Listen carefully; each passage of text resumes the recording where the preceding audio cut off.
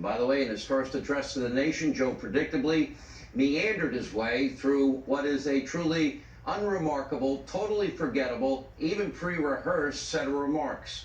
Let's be honest. The rest of the media mob, they were just flat out lying to the American people as per usual. This was not in any way, shape, manner, or form a memorable speech. It will not be talked about decades to come. Frankly, to be blunt, it's already forgotten. Even Bill Clinton seemed to be falling, yeah, it looks like he's nodding off there, take a look, asleep. Poor Bernie Sanders, he looked miserable and completely uninterested. I don't know, looks like he thought he was in Vermont. As I said on the radio this afternoon, the inaugural address sounded more like an uninspired student council, high school student council president acceptance speech from a guy who desperately was craving a nap. And of course, the main theme of the speech was unity.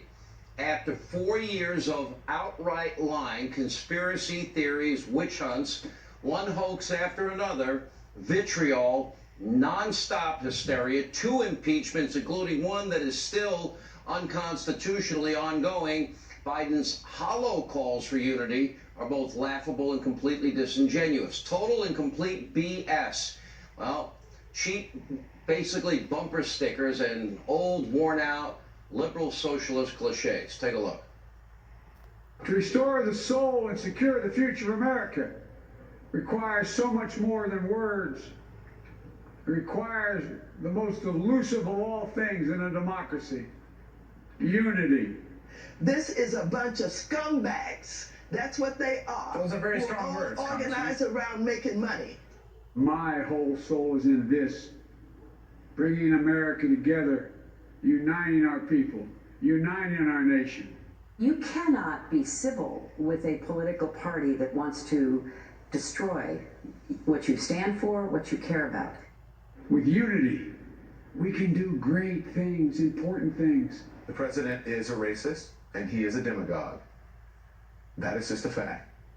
For without unity, there is no peace, only bitterness and fury. This administration is behaving like a bunch of thugs and gangsters.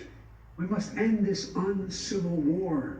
And sadly, the domestic enemies to our voting system and our honor and our Constitution are right at 1600 Pennsylvania Avenue with their allies in the Congress of the United States. We can do this if we open our souls instead of hardening our hearts. The question is, how are we going to really almost deprogram these people who have signed up for the cult of Trump? You need to be deprogrammed. You're in a cult of Trump. Re-education camps for you and your children. They'll send them to a PBS torture camp every day for 24 hours a day after they take your kids away from you. Now, if Biden truly wanted unity instead of just words and just cliches, he would have started by ending the vitriol in his own party. For example, he could have stopped comparing Republicans to Nazis like he did a week ago. He could ask his colleagues to stop referring to 75 million peace-loving Trump supporters as domestic terrorists that support insurrection when they absolutely do not.